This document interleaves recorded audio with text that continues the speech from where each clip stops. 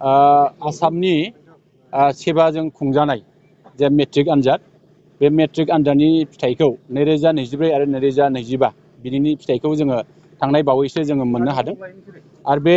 Matric आनजादाव उथ्रिसार जानाय जे फरायसा फरायसुलिफोरखौ बड'लेण्ड एकाडेमि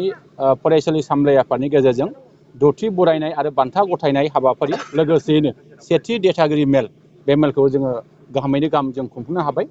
आरो जोङो बेखौनो खोब गोजोननाय मोनदों। देग्लाय जोंनि बड'लेण्ड एकाडेमियाव सा 8 फरायसाफ्रा मेट्रिक आनजाद होदोंमोन। दा बे मेट्रिक आनजाद होगिरिफोरनि गेजेराव सा 8बो 100% पास जानाय जों बेखौ मोननो हादों। जोङो थांनाय 2020 मायथाइनिफ्राय जागायनानै देग्लाय जोङो दथि खेबनि थाखाय जोङो मेट्रिक आनजाद होनायखौ जोङो मोनदों आरो बिनि गेजेराव जोङो मोनफ्रोमबो बोसोरावनो जों बेबायदि जाफुंसार जानाय 100% जोङो पास जानाय बे फरायसालिनिफ्राय जों मोनबाय थादों। आसा आरो मिजिं खालामो जोङो बेबादिनो फैबाय थानाय समाव जोंनि फरायसा फरायसुलिफ्रा गावनि जे रोंगौथि गावनि जे हारोंथाइ बेखौ दिन्थिनानै फैबाय थानाय समाव बिथांमोना निस्सय गावखौ दानायाव जेब्लाबो आवगायलांगोन आं बेखौ मिजिं खालामो। आं बेखौनो बुंनो खावलायदों जे जाहाथे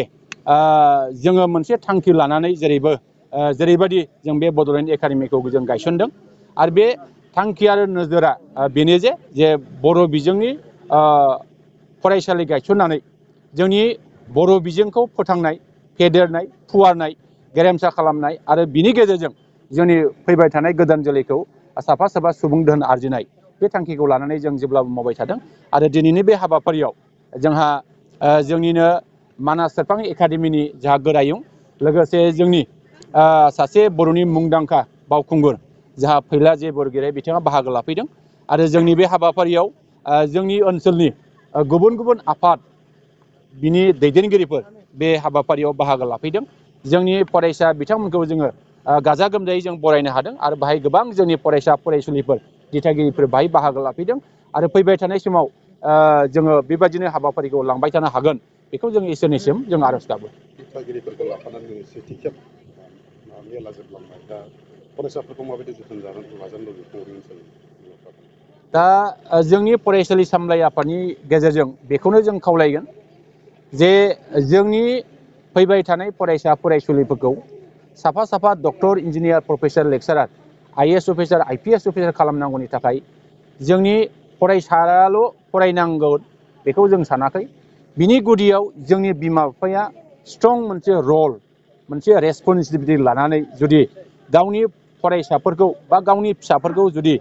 सामलायनो हायोबा निस्सय जोंनि फरायसाफ्रा जाफुंसार जायैनि जेबो मानि थाया आरो बे फरायसाफ्रा निस्सय 100% जाफुंसार जागोन। दा बेनिखायनो जोंनि बिमा बिफानि रला जोबोद गिदिर आरो बे